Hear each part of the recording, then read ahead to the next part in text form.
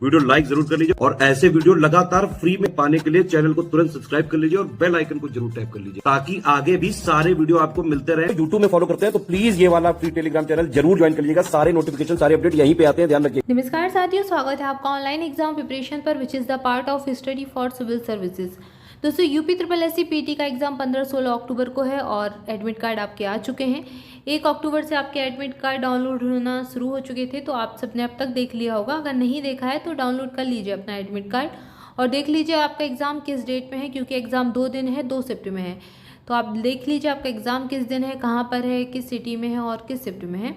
इसके अलावा रिवीजन लगातार चल रहा है ऑनलाइन एग्जाम प्रिपरेशन पर और प्रैक्टिस भी लगातार चल रही है स्टडी फॉर सिविल सर्विसेज के टेलीग्राम चैनल पर, तो इसको बिल्कुल ज्वाइन कीजिए। बहुत कम समय बचा हुआ है, आज से देखा जाए तो 10 से 12 दिन ही शेष बचे हैं एग्जाम के लिए। तो इस समय में आप मात्र रिवीजन कीजिए और प्रैक्टिस कीजिए ज़्यादा से ज़्यादा, क्योंकि स्कोर बहुत अच्छा आपको अगर करना है तो प्रैक्टिस पर ध्यान देना होगा। और टेलीग्राम चैनल जरूर ज्वाइन कर लें, नहीं ज्वाइन किया है तो नीचे डिस्क्रिप्शन में लिंक दी गई है, वहाँ से जाकर ज्वाइन कर सकते हैं। UP triple S C PET के लिए स्पेशली टेलीग्राम चैनल बनाया गया है जहाँ पर क्विज़ लगवाए जाते हैं डेली, तो इसको जरूर ज्वाइन करें। इसके अलावा ऑनलाइन एग्जाम प्रिपरेशन का टेलीग्राम चैनल भी ज्वाइन कर लें, वहाँ पर आपको लेटेस्ट इन्फॉर्मेशन, सारे नोटिफिकेशन, अपडेट सारा कुछ आपको वहीं मिलता है, तो उसको जरूर ज्वाइन कर लें। और रिवीजन के इसी क्रम में भारतीय भूगोल के अंतर्गत हमने पिछले वीडियो में भारत के प्रमुख वन देखे थे, वनों के प्रकार देखे थे और उनसे संबंधित तथ्य देखे थे। इसके अलावा ISFR रिपोर्ट भी देखी थी और आज देखेंगे भारत के प्रमुख खनिज संसाधन। खनिज संसाधन जो है इनके कुछ प्रकार होते हैं, इनका वर्गीकरण भी देखेंगे और भारत में खनिज संसाधन भी देखेंगे। आइए चलिए स्टार्ट करते हैं। खनिज संसाधन जो है इनको भौतिक गुणधर्मों और रासायनिक गुणधर्मों के आधार पर 2 भागों में विभाजित किया गया है। एक होते हैं धात्विक खनिज और एक होते हैं अधात्विक खनिज। अब धात्विक खनिज को धातु खनिज भी कहते हैं, जितनी भी धातुएं हैं वो इसी कैटेगरी में आती हैं। और अधात्विक खनिज जो जैसे कि ईंधन आदि हो गए, ग्रेफाइट हो गया, ये सारे अधात्विक खनिज कहलाते हैं जो कि धातु नहीं है। धात्विक खनिज में कुछ धात्विक खनिज लौह धात्विक खनिज होते हैं और कुछ अलौह होते हैं। लौह धात्विक खनिज में लोहा, मैग्नीज आदि और अलौह में तांबा, बॉक्साइट, ये सारे। अधात्विक की अगर देखेंगे वर्गीकरण को तो इसमें ईंधन खनिज है और अन्य अधात्विक खनिज। और ईंधन खनिज कौन कौन से हैं, जैसे कि जिनका प्रयोग हम ईंधन के रूप में करते हैं। निकाले तो ये भी जमीन से जाते हैं। खनिज का मतलब ही होता है जिनको खोद कर निकाला जाए, जमीन से खोदकर निकालने वाली चीज़ों को खनिज ही कहते हैं। तो ईंधन खनिज कोयला, पेट्रोलियम, प्राकृतिक गैस, ये सारे हो जाएंगे ईंधन। इन सारी चीज़ों का प्रयोग ईंधन के रूप में करते हैं ना। कोयला का प्रयोग जलाकर खाना बनाने के लिए करते हैं और भी सारी चीज़ों में करते हैं। पेट्रोलियम, प्राकृतिक गैस, सारे ईंधन है। इसके बाद अधात्विक खनिज, अब इसमें क्या, माइका, चूना प्रस्तर, ग्रेफाइट, ये सारे हो जाएंगे अधात्विक खनिज। इसके बाद अन्य महत्वपूर्ण तथ्य देखेंगे। भारत में जो अलग अलग क्षेत्र हैं वहाँ पर किस प्रकार के खनिज पाए जाते हैं और कौन कौन से एरिया में खनिज मिलते हैं, इनके बारे में जानेंगे। भारत में जो प्रायद्वीपीय चट्टान है इनमें कोयला, धात्विक खनिज, अभ्रक और अन्य अधात्विक खनिजों के अधिकांश भंडार संचित हैं। प्रायद्वीप के पश्चिम और पूर्वी पार्श्वों पर गुजरात और असम का जो तलहटी वाली चट्टान है उनमें अधिकांशतः तेल और अलौह खनिज पाए जाते हैं। और यहाँ पर है भी असम का जो डिगबोई वाला एरिया है, ऑयल रिफाइनरीज है असम में, डिगबोई है, तो ये एरिया जो है यहाँ पर बताया गया है कि तेल और अलौह खनिज यहाँ पर पाए जाते हैं। इसके अलावा उत्तर भारत का जो विस्तृत जलोढ़ वाला मैदान है, यहाँ पर आर्थिक महत्व के खनिजों से ये लगभग विहीन है।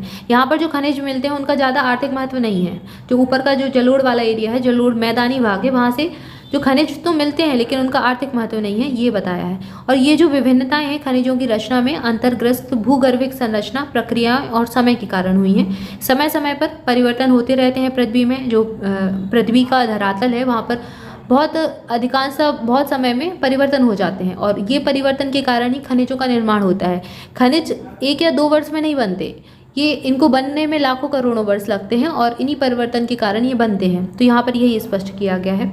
विंध्य क्रम की जो शैलें हैं इनमें स्थूल, मध्य और सूक्ष्म कणों वाले बलुआ पत्थर, सैल, चूना पत्थर, ये सारी चीज़ें मिलती हैं।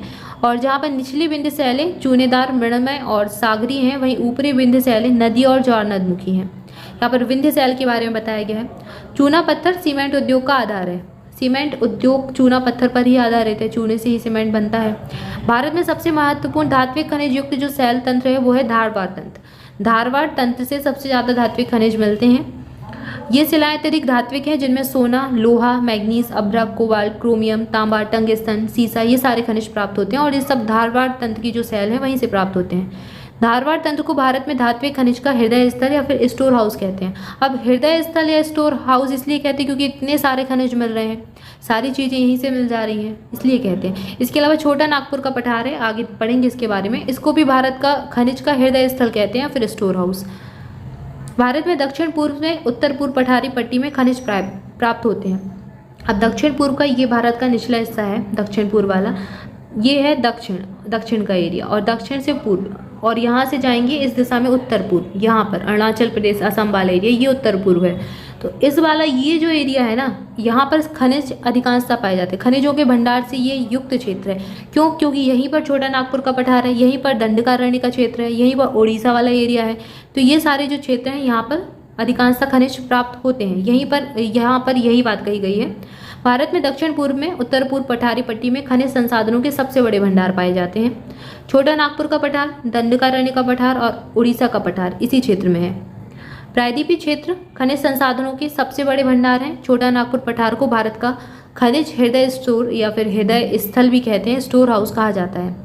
भारत में दक्षिण पूर्व में खनिज संसाधनों के सबसे बड़े भंडार पाए जाते हैं। दक्षिण पूर्व धारवाड़ क्रम की चट्टान यहीं पर है। छोटा नागपुर पठार, दंडकारण्य पठार और उड़ीसा पठार इसी क्षेत्र में अवस्थित है।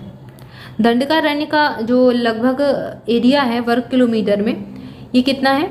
लगभग 89,078 वर्ग किलोमीटर का क्षेत्र है, और इतने क्षेत्र में दंडकारण्य का एरिया फैला हुआ है। और इसका विस्तार कहाँ कहाँ पर है? उड़ीसा में है, छत्तीसगढ़ में है, आंध्र प्रदेश में गोदावरी, विशाखापट्टनम और श्रीकाकुलम जिले में है।